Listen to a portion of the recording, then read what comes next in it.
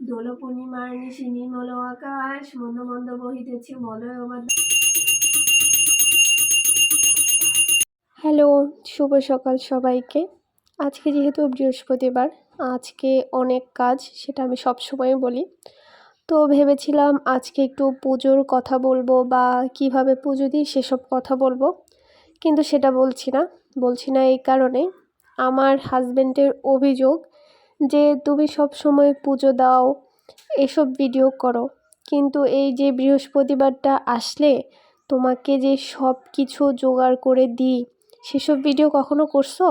আমি যে বেলপাতা পেড়ে দিই, আম্রপল্লব এনে দিই, ধূপ ধুনো সব কিছু আমি রেডি করে দিই, ফুল থেকে শুরু করে আসনের জিনিসপত্রগুলো সব কিছু পরিষ্কার করে দিই। সত্যি কথা, ও প্রত্যেক বৃহস্পতিবার না, ম্যাক্সিমাম টাইমই আমাকে এই জিনিসগুলো সব রেডি করে দিয়ে তারপরে অফিসে যায়। কারণ হচ্ছে না হলে আমি কাজগুলো শেষ করতে পারি না সময় মতো, রান্নাবান্না থাকে, ঘর গোছানো থাকে, এজন্য। তো আজকে আমি যখন পুজো দিতে আসছিলাম, সে জোরে জোরে এগুলা বলতেছিলাম যে আমি ভিডিও করতেছি, তুমি কথা বইলো না। বলে না, সবাই শুনুক, ভিডিওতে আমার কথাগুলো থাকুক। আমি বললাম যে না, আমি তো তোমার ভয়েসটা রাখবো না ভিডিওতে, আলাদা করে পরে এগুলা ক্রপ করে দিব। কিন্তু মনে হলো যে আসলেই তাই, আমি যে এত কিছু ইজিলি সব করে ফেলতে পারতেছি, এর পিছনে কিন্তু আমার হাজব্যান্ডেরই অনেক অবদান। সে সকালবেলা ঘুম থেকে উঠে পান, বেলপাতা, আম্রপল্লব, ধূপবাতি সব কিছু সে রেডি করে দিবে, দেন হচ্ছে আমি পূজাটা দিতে পারি খুব তাড়াতাড়ি। আর সে যদি এগুলো করে না দিত, আমার মনে হয় 11টা 12টা বেজে যেত আবার পুজো দিতে।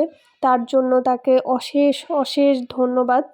ধন্যবাদ দেওয়ার মতো কিছু না, আসলে ধন্যবাদ দিয়ে এগুলো আসলে পরিমাপ করা যায় না। এগুলো হচ্ছে ভালোবাসা এবং একে অপরের প্রতি যে আসলেই বুঝা, যে হ্যাঁ, আমি যদি এতটুকু হেল্প করে দিই তার একটু কষ্ট কম হবে, এটাই। তার খুব আফসোস ছিল, আমি তার কথা কেন বলি না, আশা করি তার আফসোসটা গুছবে।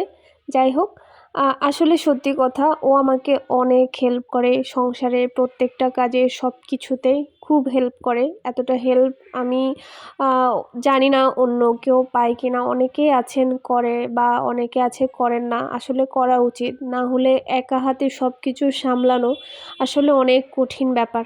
এই তো আমার পূজা দেওয়া প্রায় শেষের পথে।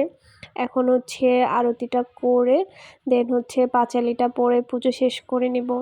তো টাটা।